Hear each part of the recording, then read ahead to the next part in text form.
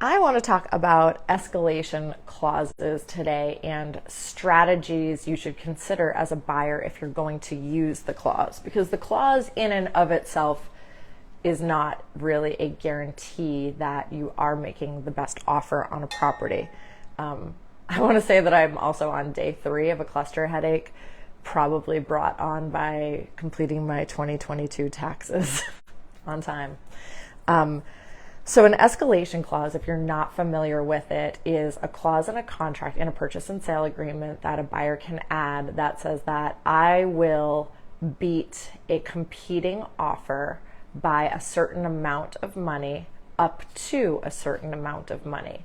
The benefit of an escalation clause is that you are not basically bidding against yourself. So if there's a house for $300,000 and you would be willing to pay $375,000 for it in this crazy market, instead of just putting an offer in at $375,000 and potentially being the only offer, you would put in an offer at whatever your minimum is, and then say, I will escalate a competing offer. And the competing offer has to be a similar offer, so similar finances, similar timelines, et cetera, up to $375,000 at increments of whatever increments you decide.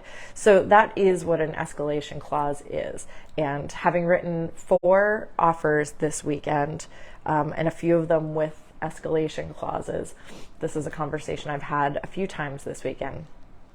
So the first thing about an escalation clause is you're banking on the fact that pricing is the most important thing to a seller. And what we do need to consider is that offers have terms and price. So sometimes sometimes the price is not the most important thing to a seller. We just lost a house that we put an offer on. Our offer was $45,000 over the offer that won. They had better terms. So with the escalation, that's what we're assuming, that the price is the most important thing. So the first thing to keep in mind strategically is the amount that you are willing to increase by. So I will compete with any offer by in increments of whatever, $1,000, $2,500. I see a lot of offers. I list a lot of property, so I usually see around $1,000 as the increment. So if I have an offer at $310,000 and an offer comes in with an escalation of $1,000, we could escalate that first offer to $311,000. Now I'll tell you that $1,000 increment is not impactful. And if you're writing an offer with an escalation clause, I would, as a buyer, automatically assume that a competing offer is going to have better terms. So because of that, $1,000 is not going to cancel out somebody who maybe isn't doing an inspection or maybe has better financing than you. If you have FHA financing where you're only putting 3.5% down and you're competing with an offer that has conventional financing 20% down, you would want your increment number to be a little bit more impactful, because honestly, a real estate agent is probably going to advise to go with the offer with more money down. It's a more stable buyer, etc.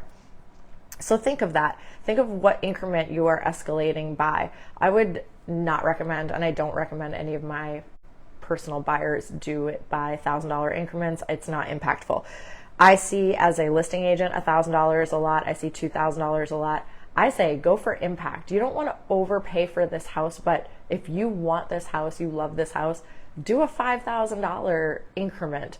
And so then your seller, when looking at offers, that's real money to a seller. $5,000 is real money. They're gonna be like, they might pay a lot more attention if money isn't the driving force for them.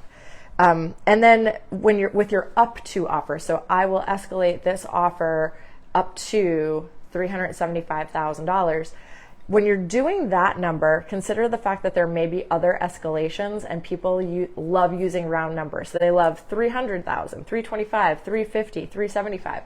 Maybe try a unique number or an odd number or your lucky number.